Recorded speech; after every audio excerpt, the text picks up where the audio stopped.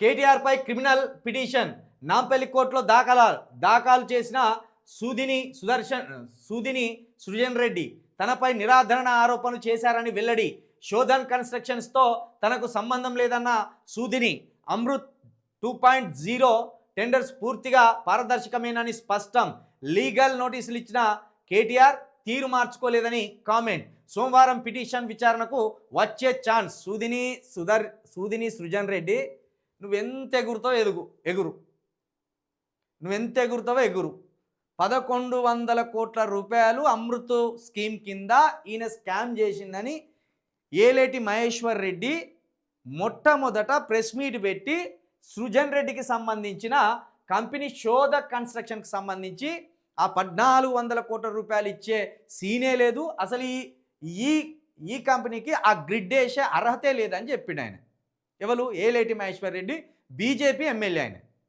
ఆ తర్వాత కేటీఆర్ ఢిల్లీలో ఈ కంపెనీకి సంబంధించిన డీటెయిల్స్ మొత్తం చెప్పి బయటేసిండు.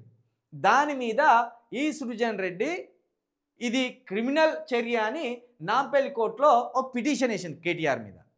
ఎందుకంటే ఈ సృజన్ రెడ్డి అనే వ్యక్తి రేవంత్ రెడ్డి గారికి బామ్మరిది అవుతాడట. అగో ఆ క్రమంలో గ్రామీణ ప్రాంతాల కోసం, వాటి అభివృద్ధి కోసం ఈ 1100 కోట్ల రూపాయలను అమృత్ స్కీమ్ కింద కేంద్రం రిలీజ్ చేసింది. ఈ డబ్బులను ఏమాత్రం అర్హత లేని ఈ శోధ కన్స్ట్రక్షన్కు మళ్లించిండు రేవంత్ రెడ్డి. అయితే దీని మీద ఇప్పుడు నాంపల్లి కోర్టులో చర్యలు తీసుకోవాలని కేసు వేసింది కదా. నువ్వు ఎంత ఎగురుతో ఎగురు. ఇక మహా అయితే ఇక 4 సంవత్సరాలు ఉంటుంది కావచ్చు కాంగ్రెస్ పార్టీ. ఆ తర్వాత అధికారంలోకి వచ్చేది ఏ పార్టీ వస్తారో ప్రజలు చెప్తారు. గప్పుడు నీ సృజన్ రెడ్డి కంపెనీ శోధ కన్స్ట్రక్షన్ ఉంటుందా, ఊడిపోతుందా?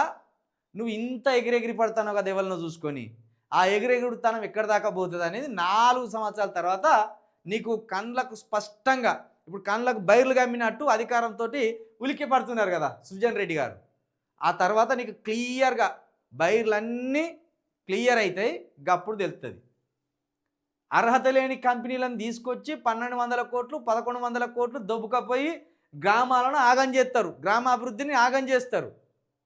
దాన్ని ప్రశ్నించిన వాళ్ళ మీద ఇట్లా క్రిమినల్ కేసులు పెడతారు.